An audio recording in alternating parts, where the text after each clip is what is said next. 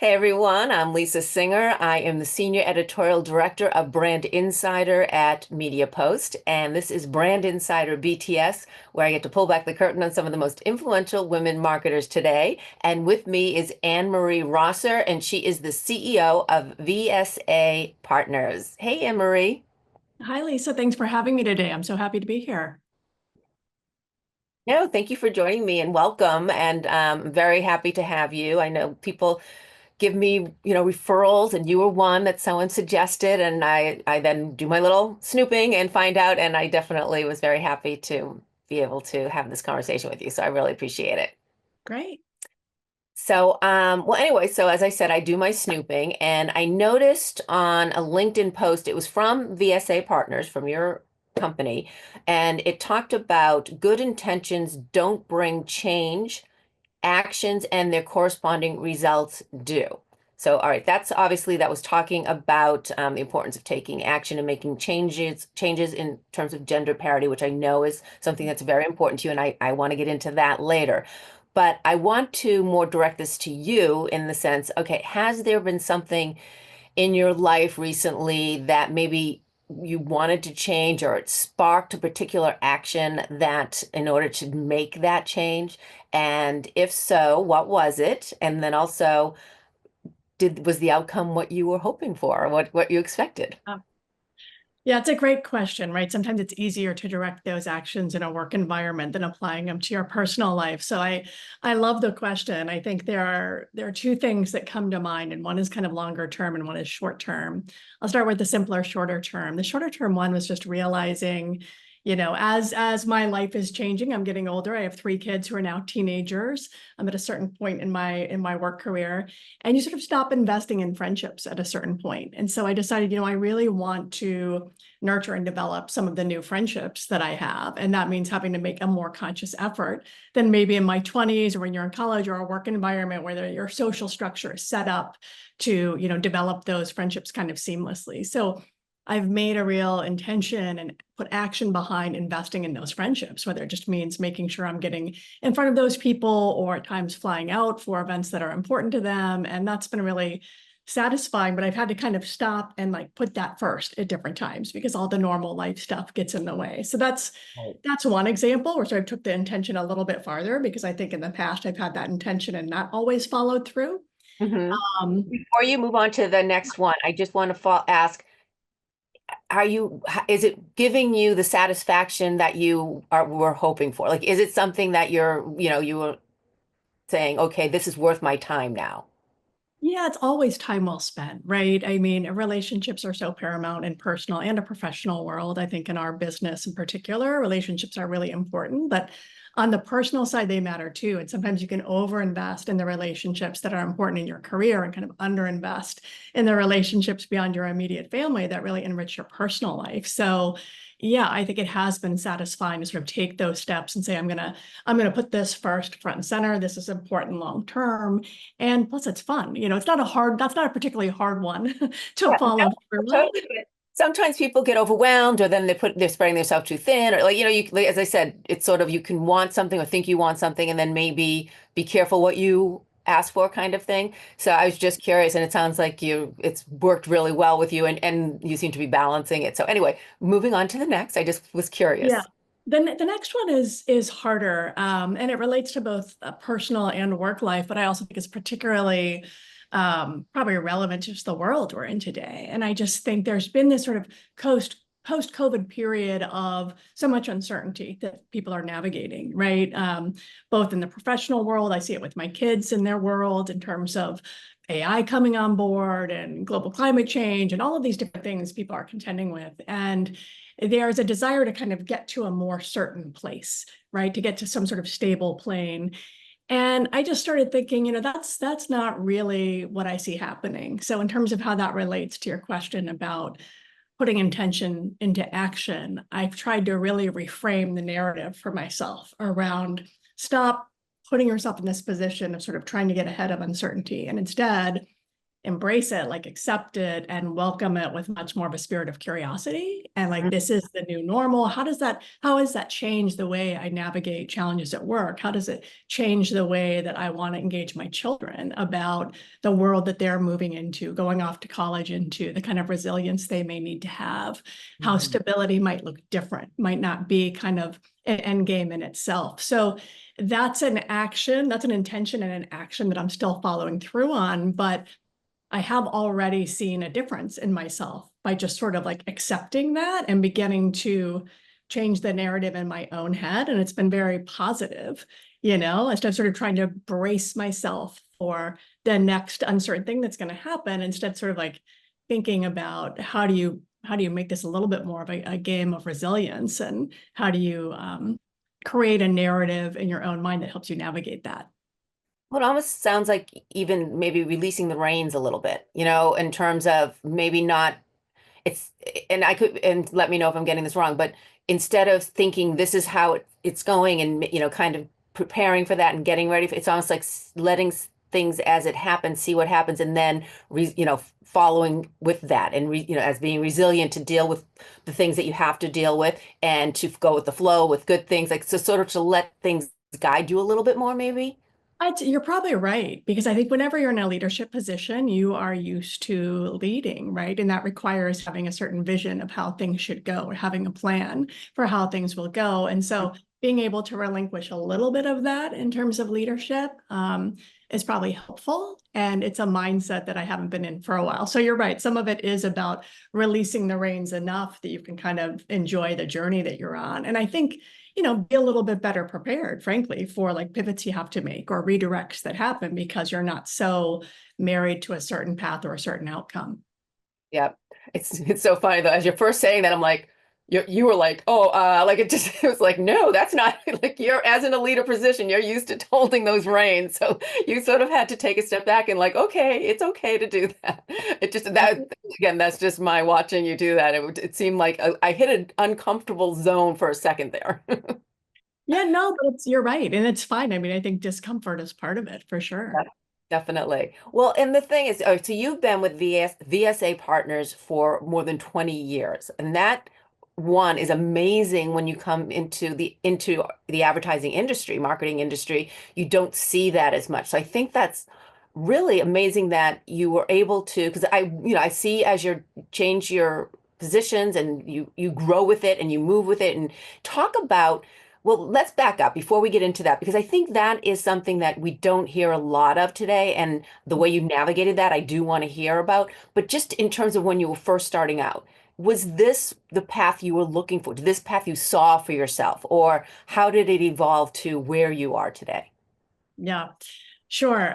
So the answer is no. I had no path or plan in mind. It certainly wasn't this one. I think going to college, coming out of college in the years that I did, it wasn't the way it is now, where there's sort of everything is so structured, and it's so important to sort of know, before you even go into college, what you're going to do and what you're going to get into. It's much more about getting a liberal arts education and kind of, exploring a little bit and then seeing what happened afterwards. So I very much embraced that and didn't have a strong sense of what I would be doing after school. I just kind of felt like I'm going to find my place. I'm really grateful that I didn't have that kind of pressure.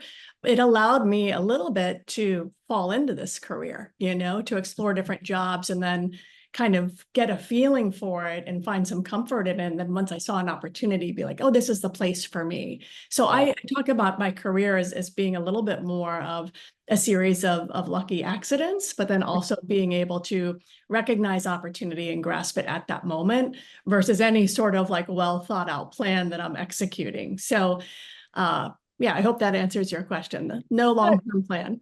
Well, no, because the what I wanted to back into also is the fact that, as I said, within the marketing ad industry, you don't see people staying in the same spot for any real length of time. And I think the reason is the nature of, in order to get ahead, you need to go somewhere else. In order to get the pay that you want to get. Like it's just, and it's sad that it's that way. Like, why wouldn't a company want to keep someone good and do for them what you can in terms of whether it's the salary or the opportunities or what it is. But I don't think we see that as much. I think once you when you are in a spot, it it can be hard to continue, even though you might get promotions, it's you don't get to that next real senior level like yourself. I think you're right. Yeah. Just from my what I've experienced with the women, I'd obviously talk to many women like yourself, but just in terms of in the industry with the events we do, and just this is sort of what I've seen. So I'm curious, someone starting out today may want to have that kind of stability, may want to get into a company that they love and want to just grow within that organization, but grow and become what they can, come Yeah. be someone in your level. Is there a advice you would give that person, especially today? It's again different than it was when you were first probably starting out, but today, that woman starting out, that woman graduating, or maybe, as you said, you started with other jobs, but when she does find herself, what would you advise her in order to be able to get to a position like yours? Yeah, I think there are two pieces of advice because you're right. It's very uncommon. I mean, even when I first started in this role and I was working with more established sort of blue chip companies like GE or Goldman Sachs, there are people there who'd been there for 20 years, and I always thought, who does that? I was sort of like, that doesn't happen. So I never saw it for myself. I think the first key is that it's important to find your people. At the end of the day, there's so much friction, no matter what industry you're in, what role you're in, and working with people every day. And so if you find your people in a certain environment, in a certain job, that is really something worth holding on to, because there are going to be ebbs and flows to how exciting the work is, or how the company is performing. There are going to be changes in leadership. If you're at a place for 2 decades, all those things will happen. You'll have to navigate them. But if the foundation of people and whatever those components are that are important to you are in place, you're going to be able to navigate them. And VSA is a really special place in that regard. I think finding people who are good communicators, for me, that those hallmarks are like good communicators, very smart, like passionate about what they're doing, low ego is very important. Just care about getting the answer right. And then humor. Are you having fun, right? Are you not taking yourselves too seriously every day? Like those are the hallmarks of my people that I found at VSA. And so those are the hallmarks I try to engender in our culture and in people. The second part, I'll pass on some advice that I got when I was in year one at VSA, and it was actually from Goldman Sachs. We started working with them the year after they went public to help them sort of inculcate their apprentice culture. And so I was interviewing the top 60 executives at their firm, and I was interviewing a woman who was a managing director there, and asking her, she'd been at Goldman for 20 years. So I asked her the same question, like, how do you stay so long? And Mhm. she passed on a great piece of advice. She said, I always thought I would end up at the World Bank, but I've been at Goldman for 20 years. And I have a state of the nation every 2 years about how I'm doing. Am I Mhm. at the comp level I want? Am I having the kind of opportunities I want? Am I, work-life balance? Like whatever those categories were, she said, I have this conversation with myself twice a year, and I Mhm. decide to re-up for another 2 years, or I'm going to move on. And once I make that decision, I put it away and I don't ask myself that question for another 2 years.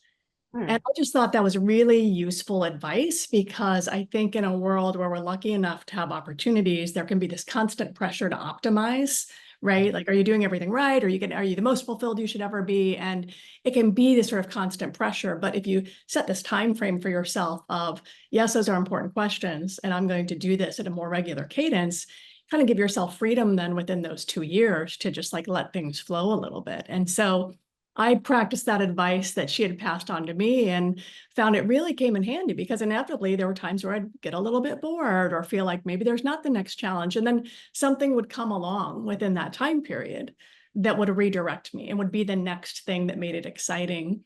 And then lastly, I guess 3 pieces of advice, because you asked about things like comp, which are important, right? Like a lot of people move on because they aren't getting rewarded where they are. So I think if you're a younger person, make sure you understand your value, make sure you advocate for it. You might not always have earned it. So you have to like listen for the cues of like, not yet, but here's what you need to do. Make sure there's clarity so you understand how to get there. And I think it's perfectly acceptable to move on if that's not going to happen, or if there's not clarity on how to get there. So advocacy is important. But also I had really good people who did reward me, who did say, look, we think you're doing this great or knocking this out of the park, and we're going to reward you for it. So they built a lot of trust by doing that sometimes off cycle with me, so that there was a lot of foundation and trust in place over time, where maybe there were times where the company wasn't performing as great. I was able to kind of ride along with it because I had that loyalty built in and I knew we'd be performing well again. Yeah. Well, and it sounds like too, I mean, obviously, if like you had people who were there for you and saw what your value and wanted to move you along in that sense. If in those 2 years, this is whoever the other person taking this, that they're not finding that isn't happening, then obviously then they make that decision to leave, just as you said, you sort of reevaluate. When you reevaluate every 2 years too, does that make you did it sort of make you start looking at what other opportunities do I want? Like, as you said, you can get bored. I mean, I think people move for those reasons too. You're like kind of done everything you can do. Did it sort of push you to say, all right, I've done everything I can do at this point, at this level. What do I need to do to reinvigorate myself and to move myself forward? So is it constantly giving that check on your own self? Absolutely, because I think that changes, right? There are times where I actually intentionally downshifted and said, I'm sort of performing, I've sort of mastered my current role, but Hmm. I'm having kids right now and I want to devote time there. And so I'm going to intentionally say, this is great, this is fulfilling. I know I can execute my job, but now is not the time for me to go after the next thing. And then maybe Right. 2 years later or 4 years later, whatever it was, I was like, no, now I'm really ready for that. I'm sort of restless. I need something new. How do I create that in this environment? I remember there came a day where I was like, I've been doing strategy for 10 years. I don't need to write another strategy deck. I need to do something different. And so Right. figuring out how do you pivot within the same company and still build on your skills, but contribute at a different level. So it's a good way to interrogate that and make sure you're not getting too complacent or too comfortable. Yeah, it's just always checking in on your own self, and I think that's good. Whether you're planning to move on to a different company or stay within the same company, it's just a matter of is this where you want to go? So that's really good advice that you got early on. So now Right? someone else can get it from you. Okay, so I want to go back to what we were talking about earlier in terms of when I mentioned about gender parity, and I know just from as I said, all the things I was reading on your LinkedIn and the posts that's very important to you. And one of the things on your LinkedIn profile you wrote or about section, I am a passionate builder of brands, teams, and business, and a breaker of ceilings. Well, okay, so first I want to go into the ceilings, what that you broke, because I'm sure it's not just about your own career, but I think it seems like in with your work and what you do. And is there something that sticks out to you or that maybe makes the most sense to share? I think it's probably, I'm sure a lot of women can relate to this. A lot of people of color can relate to this, where you are, the only woman in the room, the only Black person in the room, the only, neurodivergent person in the room, whatever the case may be. I think those are moments where you look around and you sort of take stock and you want to make sure that your voice is heard and that you're being considered, and figuring out how to navigate those situations feels like sometimes you're breaking through glass. I think where it feels the most like you're having to break through is when you really have to advocate and put yourself forth in a way that maybe feels uncomfortable to make sure you're seen. Ideally, you don't have to do that, right? But I think that's kind of where the breakthrough piece happens, is where you are able to be seen as an equal in the room, as trusted for the skill set that you're bringing, expertise that you're bringing. And I think there have just been many, many times throughout my career, particularly working with very seasoned executives of Fortune 100 companies, where it just happens coming up that you are the only woman in the room. Less so now, but coming up over the years, that was often the case. For sure. And so was there a time or a situation specifically that you can think of that was maybe that barrier or that challenge that just you can think of that sort of hit you and how you were able to break through or how you were able to sort of move to the next point? I think, I'll frame it a little bit more generally, just because I have been at the same company for a long time. I think I've had a lot of supporters along the way, and there are moments where, it really does require advocacy, whether it's in front of a certain, client or somebody from the outside more typically. And I think those moments are memorable to me, but there are ones where I've just really had to say, look, I need a seat at this table. I'm bringing in X revenue, or I'm, you know, growing this office, and I need to be part of the consideration set. And that tends to be more with outside advisors, again, where a scenario like that might happen. And all of those were successful scenarios. So those kinds of moments stick out to me, but they can happen for people anyway. That's probably as specific as I want to get for my case, Totally but understand. yeah. It sounds like the key point is, and what you've been said earlier, is to advocate for yourself. When you, as you said, when you see that you want that seat at the table or you need to speak up, you need to do that, whether it's uncomfortable or not, which I'm sure there were times when it wasn't so easy or didn't feel so comfortable, but you need to force yourself to do that if you want to get to the next level. Because as much as you can have supporters, they're not going to do all of that for you. You know what I mean? Then you need to also be a part of it. You can't just be passively waiting for someone to do that.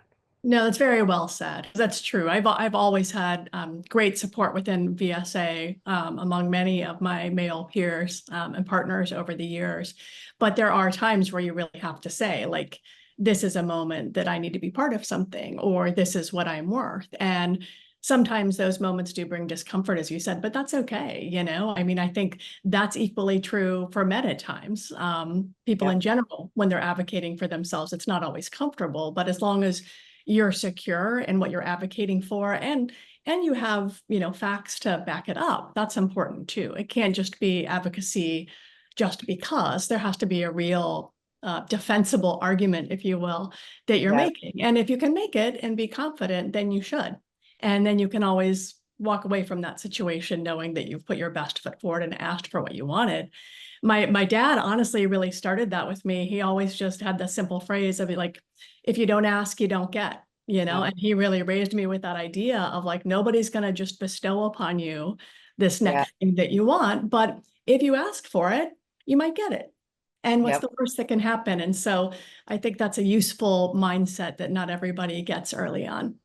Yep, we're not all mind readers, and I know I've been guilty of that, like thinking they should know, and Right. and but it is sometimes hard to ask, especially for women, and I guess because I mean obviously everything you've been saying, if someone just starting out, a woman just starting out, and as you said, it has changed from when you first started, but it can still be a little bit of a boys' club in the sense that when it comes to leadership roles, we don't see as many women all the time, like yourself. So, but when you have that moment where you're trying to, speak up and to ask for the raise or ask for the new position or just ask for the opportunity, as a younger woman starting out, what would you advise her to, like, because it's Yeah. easier said than done to just make yourself do it. Are there baby steps, or is there a way that you would sort of help that person along the way? Yeah. Very good question. It is easier said than done. I think a couple things I'll say. The younger women that I'm seeing coming up now, many of them already have a much keener ability to do that. I just see it in the way they're navigating day to day, which is great to see. They're so capable, self-secured out of the gate. So I see a lot of that, but I think sometimes it is the, like, professionalism of how do you ask, and how do you do it in a way that is um, preserving your career trajectory, right? Because it can't be, it's not about having an ultimatum, necessarily. I mean, maybe it is for you ultimately, but you certainly don't want to present it that way. So I think if you can, the advice I would give young people coming up is really write down, the reasons why. Try to make sure that it's not coming from a defensive posture about how others are performing, unless you ultimately need to bring up that point in response, but don't start from that place. Talk about your own performance, what you've contributed, how it aligns with what the company has asked you to do, if those are clear, so that you're mapping against that. Or if it doesn't, and that alignment isn't clear, calling out that it isn't clear, but this is what you've succeeded at. And then I think just staying very firm and staying, this sounds silly to say, but unemotional about it. You kind of have to stay factual about it. And you can always sort of come back, right? You can sort of take stock after a conversation and come back with follow-up if you need to. Like I said, there have been times where young women have advocated with me, and I always tell them out of the gate, look, I support you doing this. It's important you continue to do this throughout your career, but maybe you're not here yet. And then it's Right. our job to tell you why, right? So you might get an answer that you don't like, but push for clarity in the answer, more than just the answer that you want, and make sure that you're prepared to also be clear in response. Yeah, no, I think that that's important though. I think to just be brushed aside or, like people need to reciprocate with that clarity. And if they don't, like if someone's just like, well, it's not the right time, then it's up to that person it's sometimes hard to do the follow-up because you put all of it into, but this is what I want. And then it's like, oh, okay. I don't, it just, I know for myself, I can only speak for myself, but I feel like that second follow-up is key. And I think that's really good advice to make sure you leave the room getting what you needed to get, whether that's obtaining what you were looking for or understanding why you're not getting it. So, Right.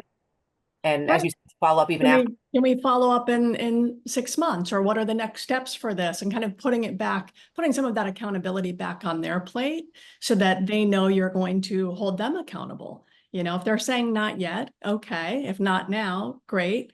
What's that timeline look like? What are the specific steps I need to take? Again, like it's all about clarity. And Mhm. if they can't provide that and it's ambiguous, then you probably have some soul searching to do. But everybody deserves clarity in those moments. Yeah, no, I totally agree. Okay, so I'm curious, is there something about you that people don't really know? Like it could be a secret talent you have, or maybe people would be surprised to hear. I wish I had like that secret talent that nobody knows about. I think the thing people are most surprised to find out about me, and it's not like a big surprise depending on what I'm wearing, but I do have full sleeve tattoos on both of my arms. And when I'm in Okay? a more conservative culture and wearing a blazer, people don't know that. So at this moment, if there's a reveal, that's always sort of we didn't picture you as a tattooed person. So that's kind of a surprise. For most people. Yeah. Yes, totally. I agree. So, you come in with your sundress on, it's like, whoa, okay. Right. Anne Marie, there's a different side of you. Like, and That's right. I see that because I would not have imagined you with tattoos, you know, all up and down your arms. So I think that's really cool. And I love that though, that it's sort of like, so when people first meet you, is there something they assume about you maybe, and then they realize, like, what do they think are you hearing more of? And then down the line, as they get to know you, they're like, oh, no, you're not like that. You're this. Yeah, I think that people, I'm a little bit more of an introvert. I probably present as a little bit more reserved than I actually am. So, things like sense of humor or having these tattoos or, some of my background, they're not expecting that because I probably come off as a little bit more just reserved than I am in everyday life. Yeah, no, and I actually will say that. I agree. Like it's funny, because I like to sort of you come across to me very proper. I guess that would be the word, like just refined. And Right, right. so and just I want to sort of be like, okay, like and not I don't know, I'm being me, but it's just I sort of tone it down a little bit more because I tend to feed off of, and you saying that, so it does surprise me. So I think that's really cool. Yeah, yeah. I think that's a good thing to have, like, take them by surprise. Well, it's an interesting question, right? I mean, everybody probably presents a little bit different than they think they do of their self-image of who I actually am versus like how people perceive me, right? So I think everyone's got a little bit of that. It's always an interesting exercise to figure out what that is. Yeah, no, I completely agree. Okay, so if you were meeting yourself or you were advising your preteen Anne Marie, Mhm. is there something you would want to tell her that you wish you knew then that you know now? I think that probably the advice I would give myself and that anybody would benefit from is just, worry a little bit less about the things you can't control, and like just go forward based on the best you can do and try to like let the other stuff go. There's a lot of time and energy put into anxiety around things that are beyond our control. And that's true in the advertising business and branding business. I think that something that is so creative, which is what I love about it, but also inherently subjective, I found over years of experience, you can put all of your effort into something, into a big pitch, and not win it and feel really crushed about it. And then you can sort of barely lift a pinky on something else and it falls in your lap, and it's this sort of misalignment that happens, I think, through our education system, that like effort always correlates with outcome. And while that's generally true, that's not always true, and particularly not in something that's creative. So the lesson from that is just give everything your best effort, but kind of remove yourself from the outcome, because they're just not always going to correlate, and you have Yeah. to let some of that go. Yeah, no, I agree. Would young Anne-Marie know you would be having all the tattoos on both arms? Uh, Probably, she would not be surprised. She probably, I was not like a rebellious kid or anything, but I I really see. love art. Yeah. Like, I love art. I love creativity. So like finding self-expression in that, she would maybe not be completely surprised. So if you don't mind sharing, but if you don't want to, we can move on. What would the self-expressions, what kind of tattoos, what were you looking to? I'm sure each Yeah. one has a very personal idea behind it. Yeah, well, I really love Japanese sleeves. I think they're really beautiful. They tell a story. They feature sort of nature and wind and movement. So I find them very artful. So I wanted sort of a deconstructed Japanese sleeve with like very botanical elements. I love flowers. I love plants and the outdoor. So again, when people meet me, they're not surprised to see kind of what the subject matter is. But I really like collaborating with artists. So whether it's on my arms or like in my house, I have a lot of commissioned art from working with artists that I find on Instagram or find online, because I really love that process of creating something together. So does it tell your story? Like if someone were to look at It's your, really, no, it's really more aesthetic. It's like less about sort of symbolism and just more something that I find interesting and beautiful to look at. yeah, no, I think that's really cool. So I love that. I want to ask you, 10 years from now, what will you regret doing too much of? So I'm not a big believer in regret. I don't find it to be too useful. Um, but I think that it would be an answer I gave before. I think it would probably be, worrying. I mean, I'm not a horrible worrier in general, but I think um, as you get older and wiser, you just realize like there's plenty of time to worry when things actually happen. So worry in the sense of anticipating what might happen is not a good use of energy. So while I don't believe in regret very much, I think that would be one thing that I would look back and just say again, like thus my desire to begin to like embrace kind of uncertainty, like don't worry about it. Like it's all going to work out. So don't spend too much time on that. And if I have spent too much time on that, I probably will regret it. Yeah, no, I completely agree. I am not a warrior in general. Like maybe sometimes I should more, but like I just tend to dive in and do, you know what I mean? I don't think about what could happen. And when it does happen, then I deal with it. It's, which leads it to my parents' chagrin sometimes. But all right, last question.